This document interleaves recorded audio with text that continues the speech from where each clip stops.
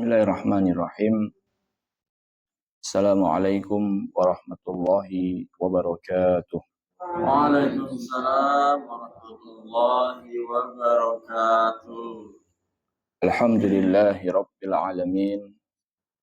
Wa usalli wa usallim ala nabiyyina Muhammadin wa ala alihi wa sahbihi ajma'in. Amma ba'du. Kaum muslimin dan muslimat rahimani wa rahimakumullahu ta'ala. Pada kesempatan kali ini, alhamdulillah dengan nikmat dan karunia dari Allah Ta'ala, kita bisa kembali membaca hadis-hadis Nabi Shallallahu Alaihi Wasallam yang dikumpulkan oleh Imam Abdul Ghani Al-Maqdisi rahimahullahu Ta'ala di dalam kitab beliau Umdatul Ahkam. Pada kesempatan kali ini, kita masih pada pembahasan hadis-hadis terkait sifat salat Nabi Shallallahu Alaihi Wasallam. An Abi Qatadah Al-Ansari radhiyallahu ta'ala anhu. Dari Abu Qatadah Al-Ansari, semoga Allah Ta'ala meridhoinya.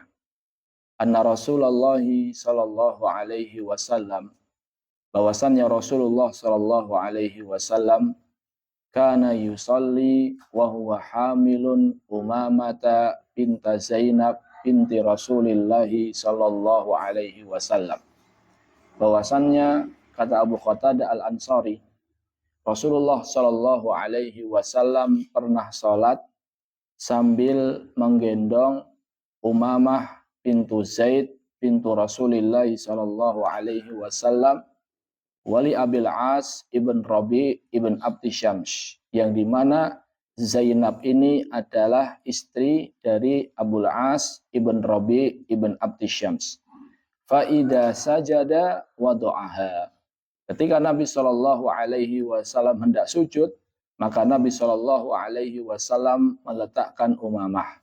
Wa idha qama hamalaha. Dan apabila Nabi Shallallahu Alaihi Wasallam hendak bangkit dari sujud yang kedua, maka Nabi Shallallahu Alaihi Wasallam kembali menggendong Umamah bintu Zainab bintu Rasulillah Shallallahu Alaihi Wasallam. Hadis riwayat Bukhari dan Muslim. Hadis ini jamaah menjelaskan bahwasannya Rasulullah Shallallahu Alaihi Wasallam, kata Abu Qatadah, beliau Shallallahu Alaihi Wasallam pernah sholat. Disebutkan dalam riwayat lain bahwasannya sholat ini adalah sholat fardu, yang dimana di saat ini Nabi Shallallahu Alaihi Wasallam sedang menjadi imam bagi manusia. Ketika Nabi Shallallahu Alaihi Wasallam sholat, kata Abu Qatadah, Nabi Shallallahu Alaihi Wasallam sholat sambil menggendong Umamah bintu Zainab. Siapa Umamah bintu Zainab? Umamah bintu Zainab adalah cucu Nabi Shallallahu Alaihi Wasallam. Karena Zainab adalah putri Nabi Shallallahu Alaihi Wasallam yang tertua. Jadi putri Nabi Shallallahu Alaihi Wasallam yang paling tua itu adalah Zainab, yang dia nikah dengan Abul As ibn Rabi, yang dimana Abul As ibn Rabi ini jamaah, awalnya dia tidak mau masuk Islam, baru di akhir-akhir masa Nabi SAW berdakwah, Abul As baru dia mau masuk Islam. Jadi intinya, Umamah ini adalah siapanya Nabi? Cucu Nabi SAW dari putri Nabi yang tertua yang bernama Zainab. Hadis riwayat Bukhari dan Muslim. Kaum muslimin dan muslimat rahimani wa rahimakumullah ta'ala. Dari hadis ini kita bisa mengambil 4 pelajaran. Yang pertama adalah sahnya sholat seseorang yang menggendong manusia atau hewan. Sahnya sholat seseorang yang menggendong manusia atau hewan. Dan ini tidak ada bedanya baik dalam sholat fardu maupun sholat sunnah. Kedua-duanya sama-sama sah. Kenapa? Karena secara asal manusia itu suci. Secara asal manusia itu suci. Sehingga ketika seseorang sholat, dia sambil menggendong manusia, maka hal ini tidak memengaruhi keabsahan sholat orang tersebut. Dan secara asal pakaian yang dipakai oleh anak kecil itu secara asal adalah suci. Sampai kita yakin bahwasannya di situ terdapat apa? Najis. Jadi hukum asal sesuatu itu adalah suci. Hukum asalnya bukan najis. Namun hukum asalnya adalah suci. Kita bisa katakan itu najis kalau seandainya di situ terdapat apa? Najis. Seperti hadis kemarin. Nabi SAW mengatakan bahwasannya kalau seandainya kalian mau ke masjid, lihat dulu sendalnya.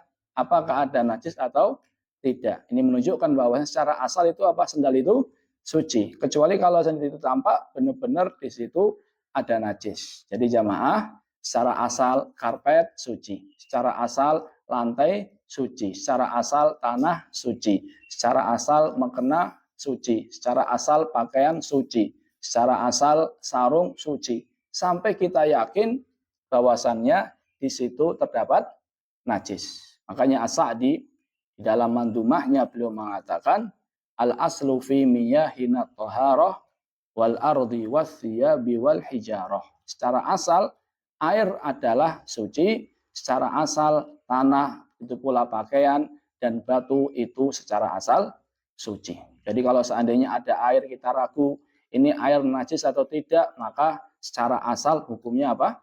Suci. Kecuali kalau seandainya kita yakin, kita lihat atau berdasarkan kabar yang bisa kita yakini bahwasannya air itu adalah air apa? Najis. Karena Nabi SAW bersabda, innal ma'at tahur la yunajjisuhu syai'. Sesungguhnya air yang suci itu tidak bisa dinajiskan oleh sesuatu apapun. Artinya adalah secara asal air itu suci sampai kita yakin di situ terdapat apa? Najis. Jadi seseorang sholat sambil menggendong anak kecil, maka hal ini dibolehkan karena anak kecil atau manusia itu secara asal apa? Suci sampai kita yakin bahwasannya anak kecil tersebut pakaiannya najis. Dalam hal ini jamaah perlu diperhatikan suatu permasalahan yang sering dibahas oleh para ulama adalah bagaimana kalau seandainya ada orang yang sholat sambil menggendong anak yang dimana anak ini jamaah memakai popok, sedangkan popoknya itu sudah apa jamaah? Sudah terdapat di dalamnya air kencing. Apakah boleh? Maka para ulama berbeda pendapat. Jumhur ulama, dan ini yang saya condong kepadanya, tidak boleh. Jadi kalau seandainya anak kecil itu popoknya sudah terdapat air kencing, maka tidak boleh digendong. Kenapa? Karena kalau seandainya dia menggendong, walaupun tidak tembus, tapi sama aja dia sholat sambil membawa apa? Najis. Dia sholat sambil membawa najis. Seperti kalau seandainya seseorang, dia pergi ke dokter, kemudian dokter mengatakan, Pak, besok bawa contoh air seni ya. Nah, air seni ditaruh di botol dengan rapi, bersih, ditutup dengan rapat. Dia sholat sambil membawa botol yang terdapat air seni seperti itu. Maka jumhur ulama mengatakan apa? Tidak boleh dan membatalkan sholat.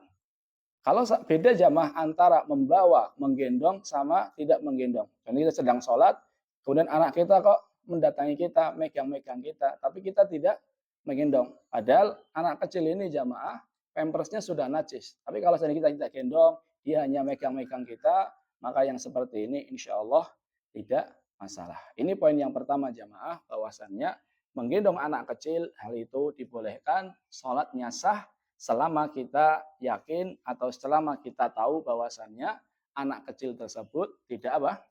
Najis, tidak membawa najis. Ini poin yang pertama. Poin yang kedua adalah dibolehkan bagi seorang ayah atau seorang ibu untuk membawa anak kecil ketika dia sholat. Dan ini tidak atau ini bukan merupakan kekhususan Nabi Shallallahu Alaihi Wasallam. Ini bukan kekhususan Nabi Shallallahu Alaihi Wasallam. Karena sebagian ulama mengatakan ini khusus buat Nabi SAW. Namun mereka tidak punya dalil yang menunjukkan bahwasannya ini adalah kekhususan Nabi SAW. Karena secara asal apa yang dilakukan oleh Nabi itu berlaku juga untuk siapa? Umatnya. Selama tidak ada dalil yang menjelaskan bahwasannya ini adalah kekhususan bagi Nabi SAW. Walaupun menggendong anak kecil itu adalah hal yang dibolehkan, bukan berarti kemudian seseorang setiap sholat atau sering dalam sholatnya sengaja dia menggendong anaknya. Namun dia lakukan hal ini jamaah ketika ada hajat. Ketika ada hajat, ketika anaknya rewel, dan seterusnya, maka boleh silakan dia sholat sambil menggendong anaknya. Walaupun tentunya sholat tanpa menggendong itu lebih sempurna, akan lebih bisa menjaga kekhusyuan. Ini poin yang kedua. Poin yang ketiga, hadis ini menunjukkan bahwasannya gerakan yang dilakukan oleh seseorang ketika dia menggendong anaknya ini tidak membatalkan sholat. Padahal kalau kita lihat jamaah, orang yang gendong anaknya, kira-kira gerakannya berapa kali? Lebih dari 3 kali. Dia ngambil anaknya dulu, kemudian dan seterusnya. Maka ini menunjukkan bahwasannya gerakan yang seperti ini tidak membatalkan sholat. Kapan gerakan itu membatalkan sholat? Gerakan membatalkan sholat kalau terpenuhi di dalamnya 3 poin. Yang pertama adalah apabila gerakannya ini terlalu banyak. Banyak di sini dalam artian kalau ada orang lain yang melihat dia, maka orang lain ini menyangka bahwasanya dia sedang tidak sholat. Contohnya dia sholat sambil nyapu, dia sholat sambil ngepel, dan seterusnya. Maka orang yang melihat dari jauh atau orang yang melihat dia mengatakan, oh ini bukan sedang sholat. Tapi kalau seandainya gerakannya sewajarnya, orang yang melihat dia tahu bahwasanya dia sedang sholat, maka yang seperti ini insya Allah dibolehkan. Yang kedua adalah kalau seandainya bukan karena hajat, bukan karena darurat, bukan karena kebutuhan, maka gerakan yang seperti ini bisa membatalkan sholat. Namun kalau seandainya gerakan itu karena kebutuhan, contohnya sholat khauf, dia sholat dalam perang itu banyak gerakan. Atau dia sholat kemudian dia melihat di depannya ada kalajengking, maka boleh nggak membunuh? Boleh. Padahal membunuh kalajengking itu berapa kali gerakan? Lebih dari 3 kali tentunya. Atau sesuatu yang harus dia hindari, maka yang seperti ini dibolehkan. Atau maaf barangkali gatalnya nggak bisa tertahan, maka dia garuk-garuk berkali-kali, maka yang seperti ini tidak membatalkan sholat. Ini yang kedua. Yang ketiga adalah apabila gerakannya ini berturut-turut. Jadi menurut mazhab Syafi'i, kalau seandainya gerakannya berturut-turut dan banyak, ini bisa membatalkan sholat. Jadi gerakan bisa membatalkan sholat. Yang pertama adalah kalau gerakannya apa? Banyak. Yang kedua kalau gerakannya bukan karena kebutuhan. Yang ketiga kalau gerakannya itu berturut-turut. Jadi 3 syarat ini kalau terpenuhi, maka seseorang yang sholat, sholatnya itu menjadi apa? Batal. Tapi kalau seandainya karena ada hajat, ada kebutuhan, maka insya Allah tidak masalah. Sebagaimana Nabi Shallallahu Alaihi Wasallam, beliau pernah sholat sambil menggendong Umamah, cucu Nabi Shallallahu Alaihi Wasallam. Ini poin yang ketiga. Poin yang keempat adalah tawadhu Nabi Shallallahu Alaihi Wasallam, rendah hati Nabi Shallallahu Alaihi Wasallam bersama anak kecil, dan kelembutan Nabi Shallallahu Alaihi Wasallam terhadap anak kecil. Nabi Shallallahu Alaihi Wasallam bahkan sedang sholat, beliau Shallallahu Alaihi Wasallam menggendong Umamah bintu Zainab. Bahkan Nabi Shallallahu Alaihi Wasallam jamaah pernah sujudnya lama sekali. Para sahabat Nabi Shallallahu Alaihi Wasallam merasa bertanya-tanya ketika sujud ini, kok Nabi kok nggak bangkit-bangkit. Akhirnya salah seorang di antara mereka mengangkat kepalanya sebelum Nabi Shallallahu Alaihi Wasallam mengangkat kepala dari sujud, melihat ternyata Nabi Shallallahu Alaihi Wasallam sedang di pundaknya ada Hasan atau Husain. Jadi dibiarkan sampai puas itu Hasan dan Husain berada di punggung Nabi Shallallahu Alaihi Wasallam. Maka ini menunjukkan bahwasannya Nabi Shallallahu Alaihi Wasallam rendah hati, beliau Shallallahu Alaihi Wasallam itu berlemah lembut dengan anak-anak kecil. Suatu hari Nabi Shallallahu Alaihi Wasallam sedang mencium anak kecil. Kemudian datang seseorang Arab Badui yang mengatakan bahwasannya atuqabbiluna sibyanakum, apakah kalian itu mencium anak-anak kecil kalian? Mereka mengatakan na'am. Faqalu lakinna wallahi ma nuqabbil. Kata orang Arab Badui ini, itu bukan kebiasaan kami mencium anak kecil. Apa kata Nabi SAW? Awa amliku in kana Allahu naza'a minkumur rahmah. Saya tidak bisa, apakah saya mampu, apakah saya punya kuasa kalau seandainya Allah Ta'ala mencabut dari kalian kasih sayang. Jadi Nabi SAW menegur orang-orang Arab Badui yang mereka tidak senang mencium anak kecil. Dan Nabi SAW melakukan hal ini, jamaah, kata para ulama, membiarkan Umamah berada di punggungnya untuk menjelaskan kepada orang-orang di zaman itu bahwasannya anak kecil, anak wanita, anak kecil perempuan ini mulia, sebagaimana anak kecil laki-laki juga mulia. Kenapa, jamaah? Karena di zaman itu mereka kurang senang dengan hadirnya siapa? Anak perempuan. Namun Nabi SAW ingin membantah hal itu semua. Sebagaimana Nabi SAW senang dengan Hasan dan Husain, Nabi SAW juga senang dengan siapa? Umamah. Ini poin yang keempat. Poin yang pertama tadi, jamaah, bahwasannya boleh menggendong anak kecil, dan secara asal anak kecil itu apa? Suci. Poin yang kedua, bolehnya menggendong anak kecil, dan ini bukan merupakan kekhususan Nabi Shallallahu Alaihi Wasallam. Poin yang ketiga adalah gerakan dalam sholat itu dibolehkan. Gerakan dalam sholat itu bisa membatalkan sholat ketika terwujud di dalamnya tiga hal. Yang pertama banyak, yang kedua tanpa kebutuhan, dan yang ketiga adalah apa tadi?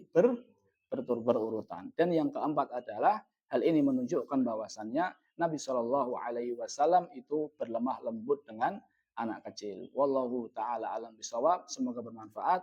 Kita tutup dengan doa kafaratul majlis. Subhanakallahumma bihamdika asyhadu an la ilaha illa anta astaghfiruka wa atubu ilaik.